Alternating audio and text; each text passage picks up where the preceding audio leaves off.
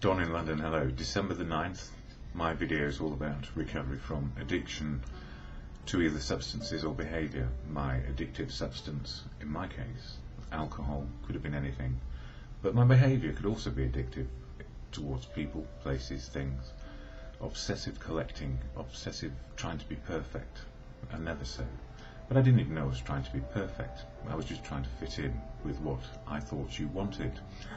So maybe a bit of a people pleaser, but also a rebellious streak. We're full of, I guess, paradoxes, opposites.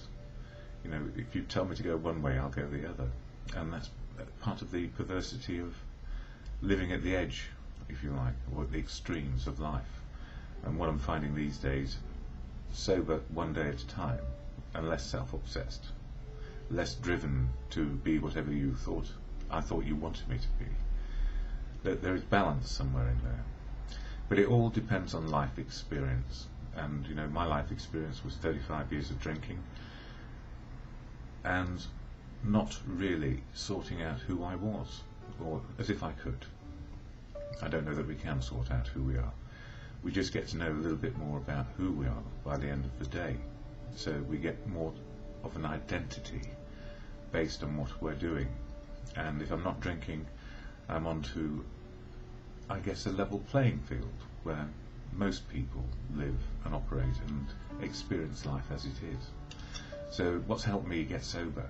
Well, family, community, professionals, and a fellowship has kept me in continuous sobriety for quite a while.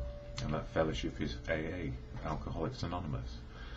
I never speak for AA, never can, never will. It's full of unique, authentic people who speak on a daily basis where they choose about their recovery.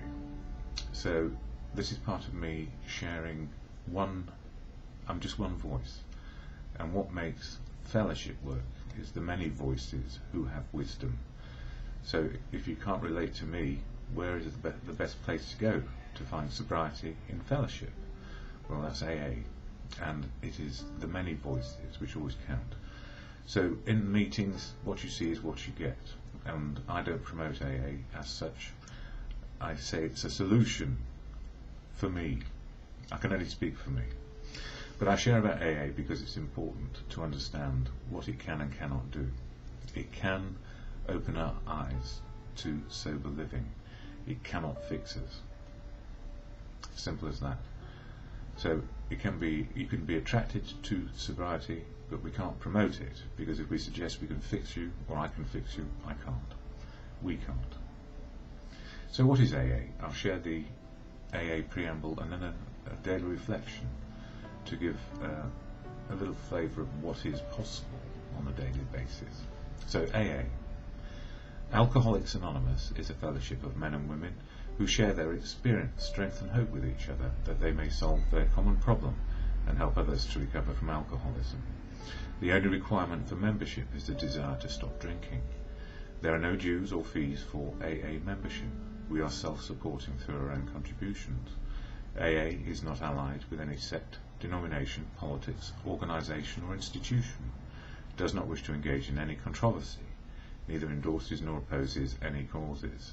Our primary purpose is to stay sober and help other alcoholics to achieve sobriety.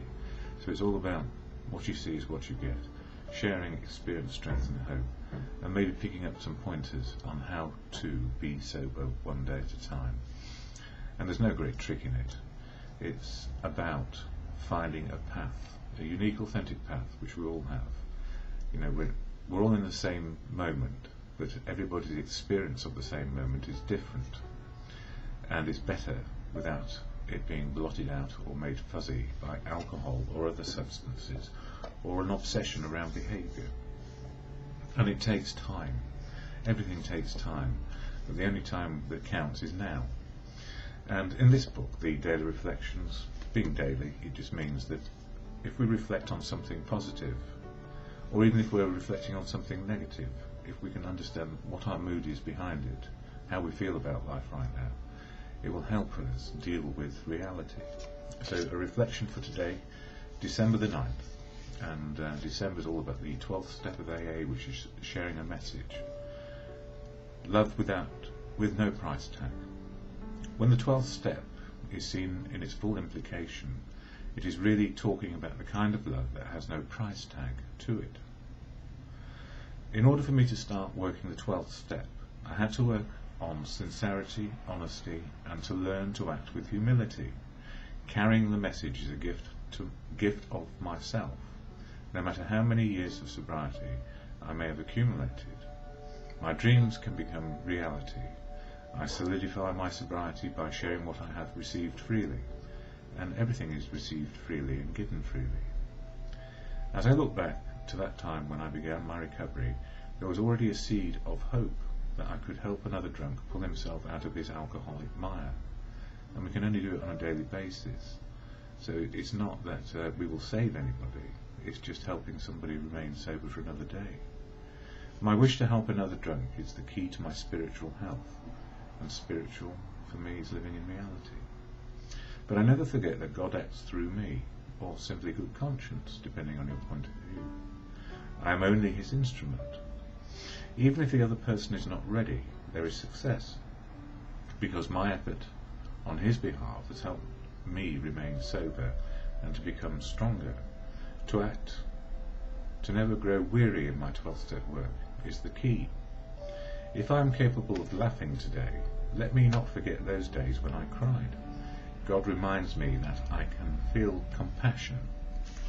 And you know, it is about that, it's about compassion, and this week's been pretty tough, and trying to keep myself together and also to be helpful to others.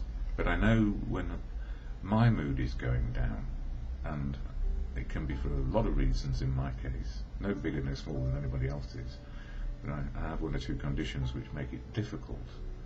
I know when my mood goes down and I'm tired, I feel refreshed if I don't stay isolated. I get into company. The best company I can get into when I'm not feeling quite right is the company of other people wanting to be sober.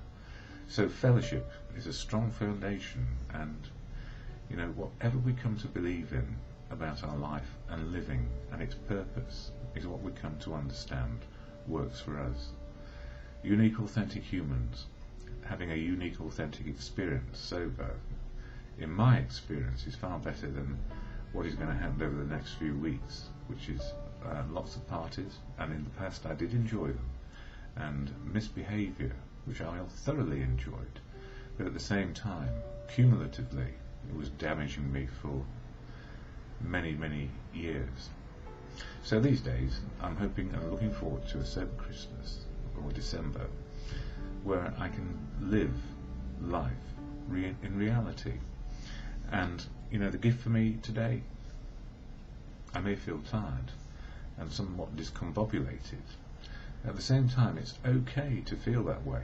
I don't have to fix it. I just need to understand why and what can I do. And the answer often is seek out good company of those who can help me. And that can be family, friends and community. And it can be fellowship. So whatever works, works. And then we work it, as we say in fellowship. And when we're not sure, or we're trying to make sense of life, there is a reflection which will work in any moment to give us a clue to what to do next. And that's the serenity prayer. And it can be to God, as you believe, or it can be to a higher power that you believe, or it can be simply good conscience, your good conscience indicating what to do next.